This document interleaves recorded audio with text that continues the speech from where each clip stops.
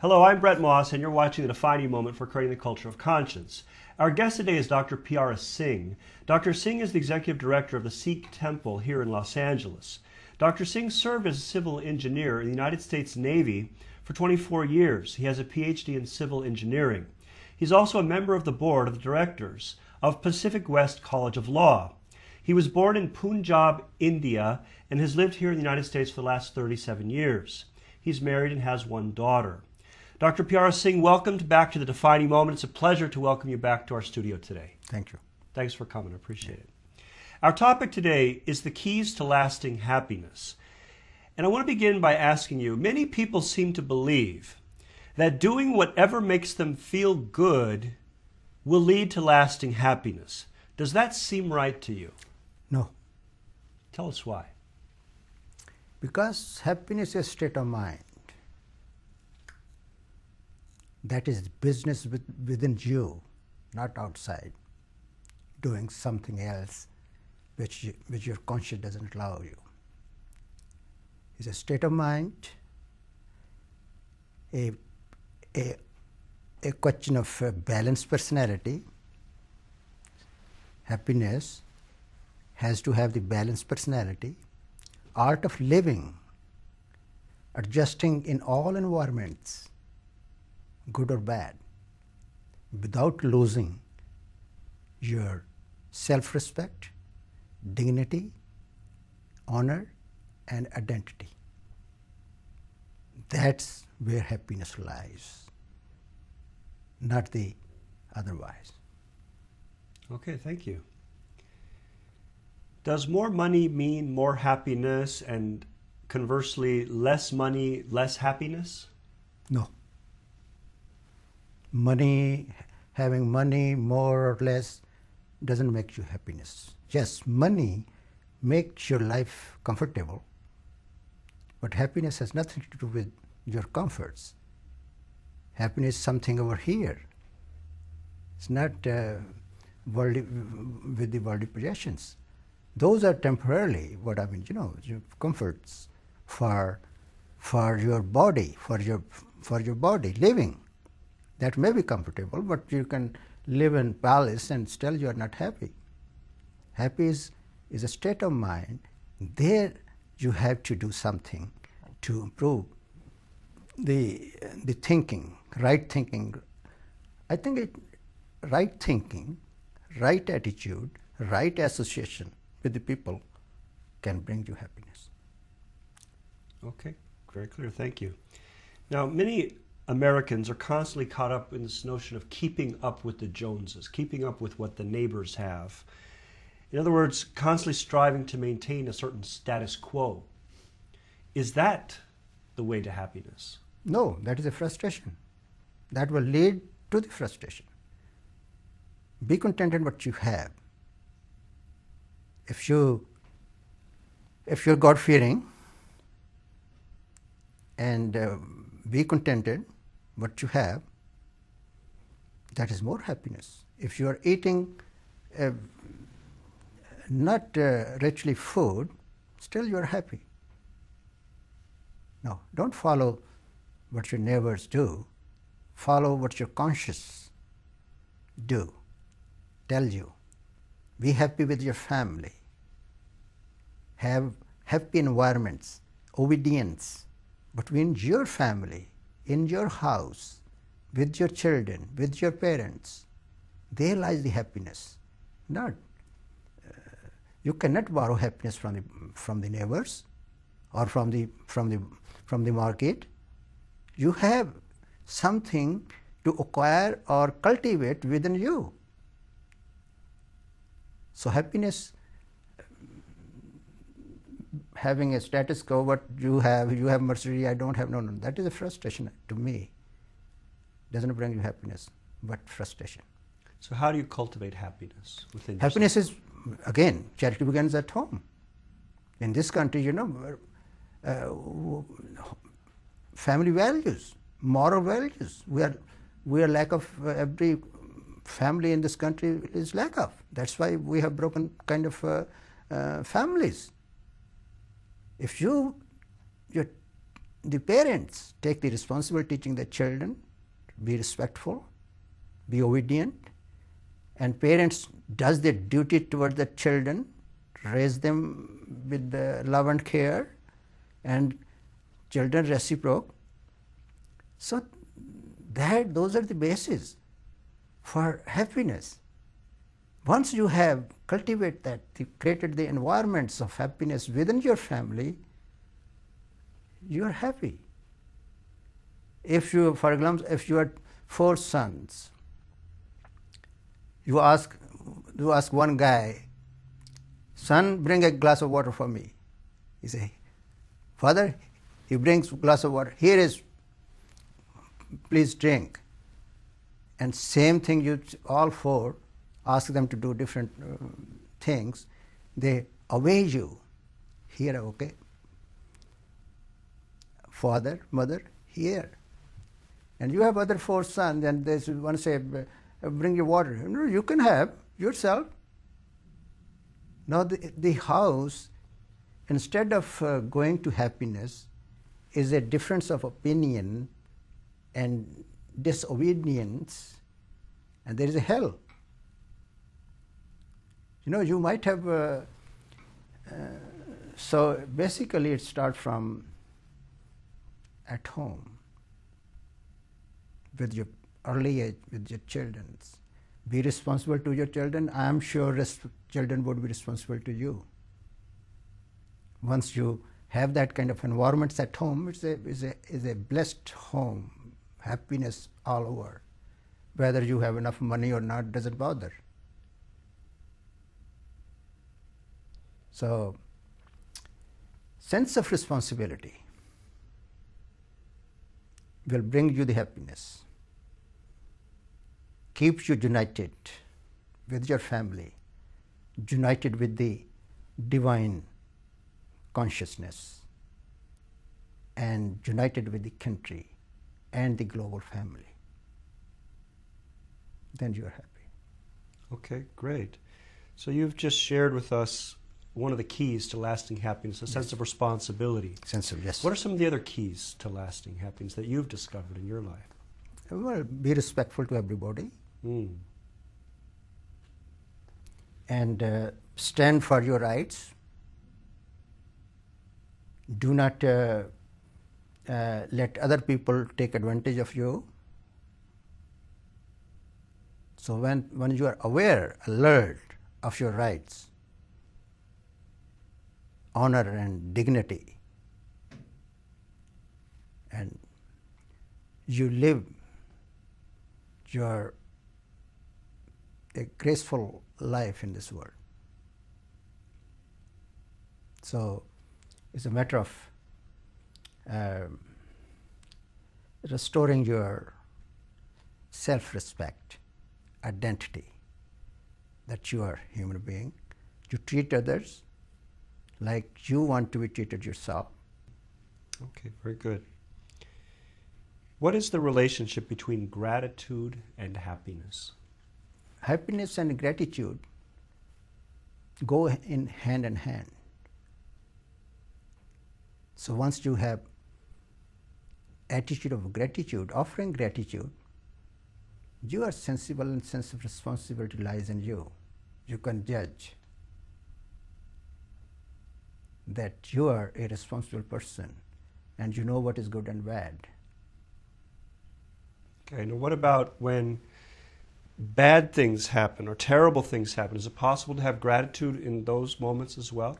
Yes, if you learn a lesson from crisis, yes. If due to some bad things, I learn a lesson, yes, you should be grateful to that crisis. That made you.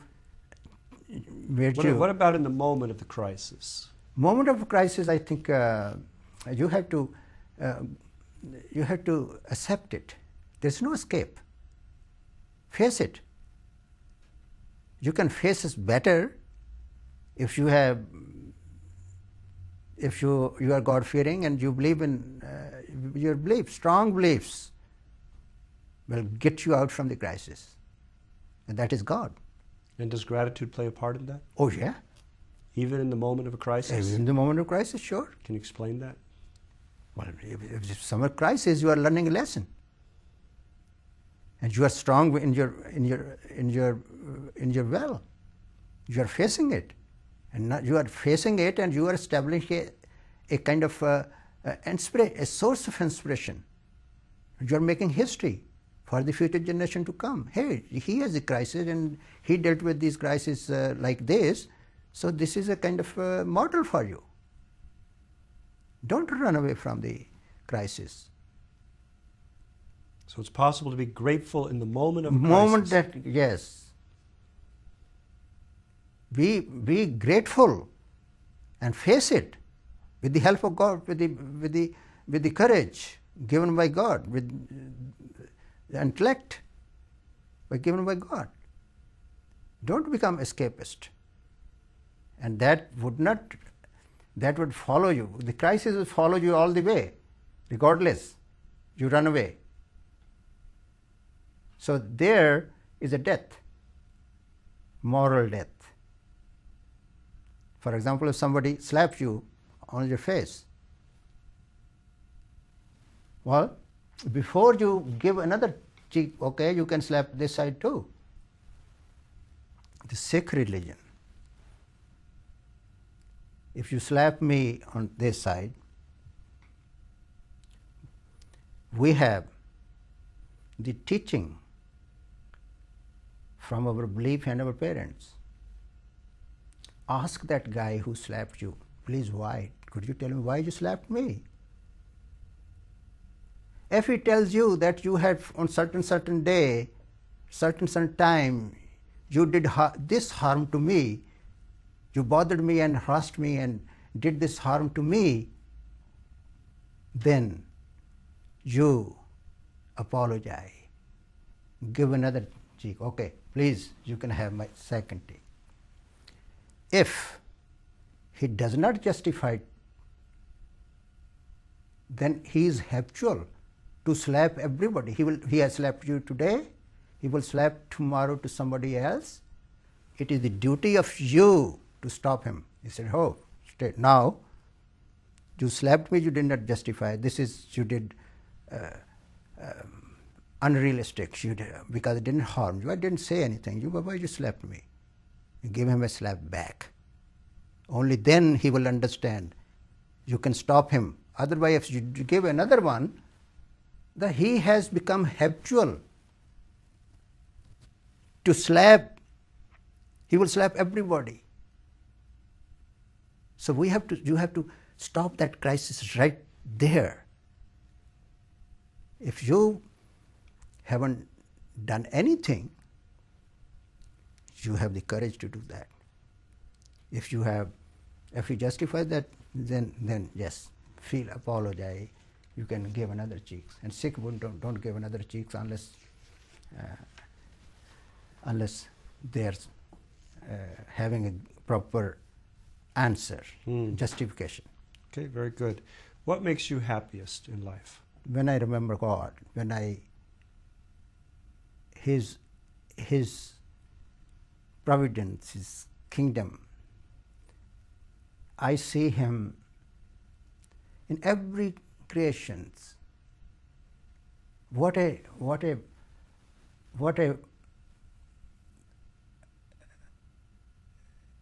such an architect.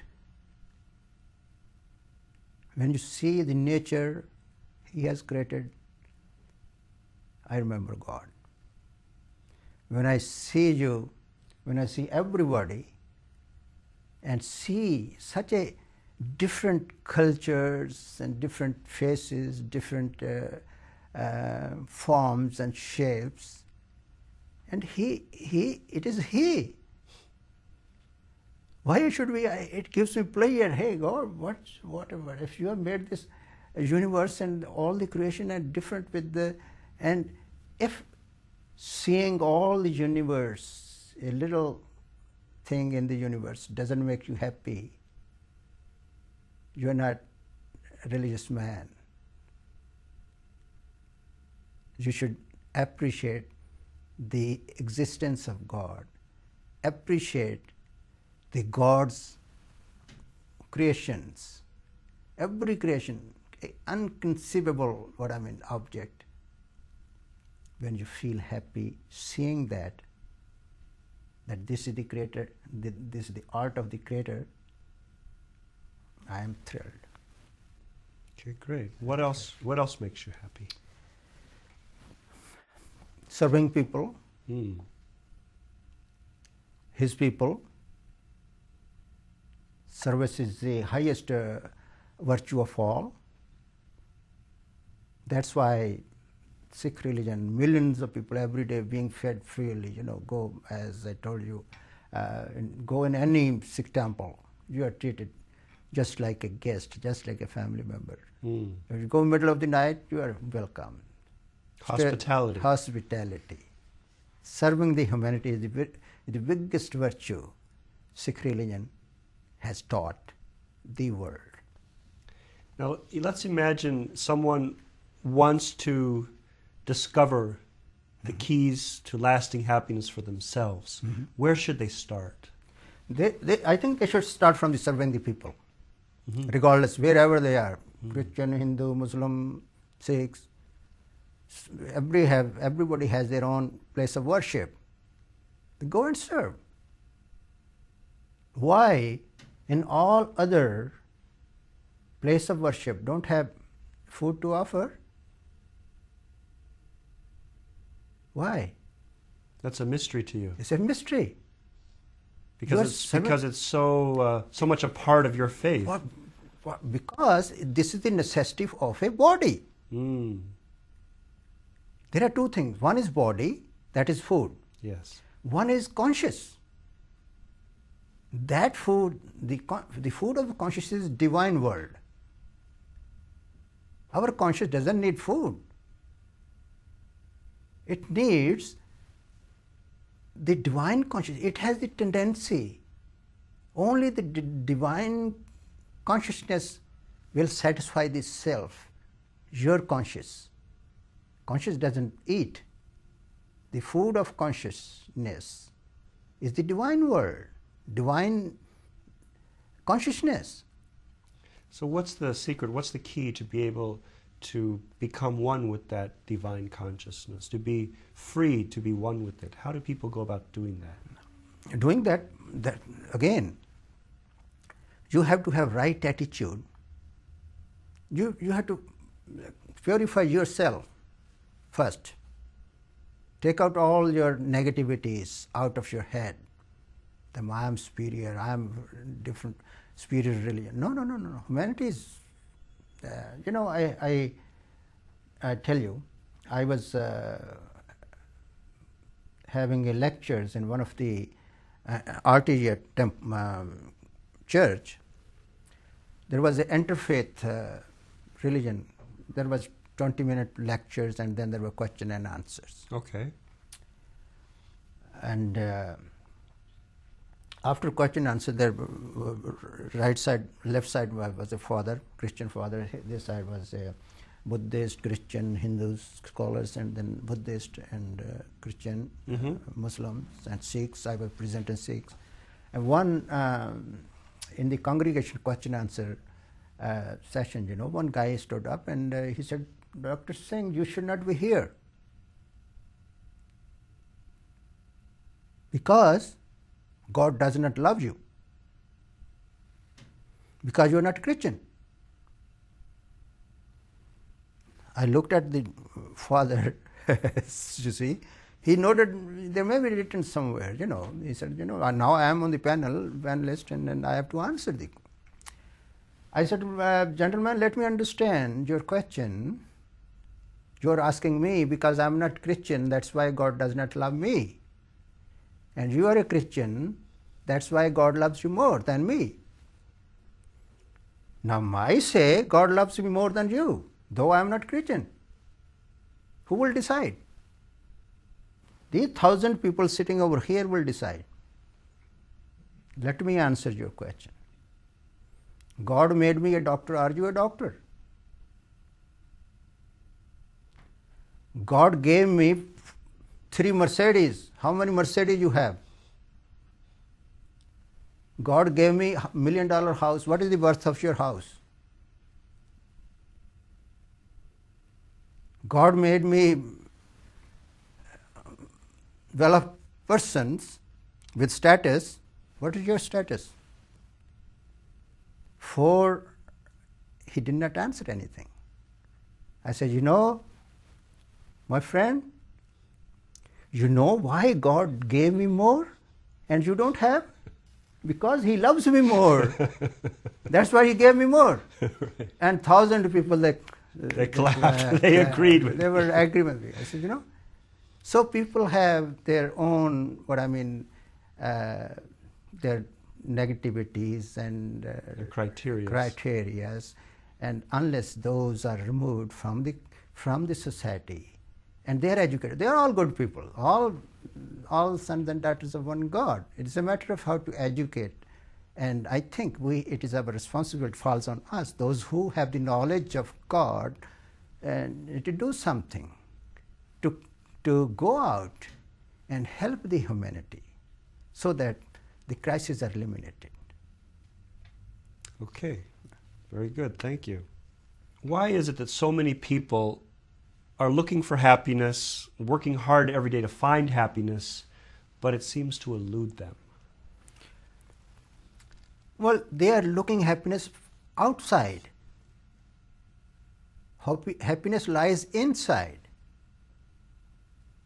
They have to first understand their thinking, their attitude, their senses, and it's an art of adjusting yourself according to the environments.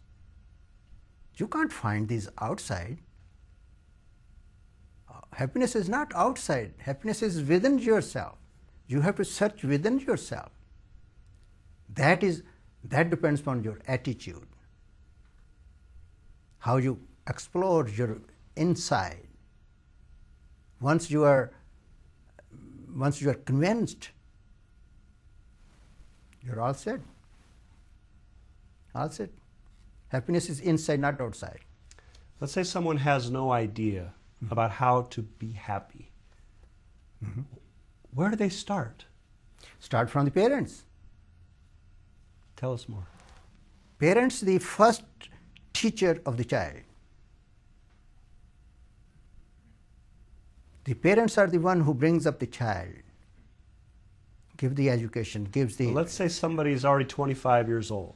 20? Okay. And they have never discovered happiness. How do they go about finding happiness? Again, not at 25 years, he may live 100 years, will never find happiness, because he is finding happiness from outside. I am here when we are helping each other, we are treating each other nice, we are, I treat everybody here happy, and we are obedient, and she's bringing a glass of water. I'm feeling happy. Hey, she's bringing water, helping me. I'm thirsty, so I should be grateful. So these are the little things gives you immense happiness. Your behavior is universal. Now man is made of 5 elements: anger, greed, attachment, and arrogance, self-conceit. Right? These 5 elements is man made of. These dwells in every human being.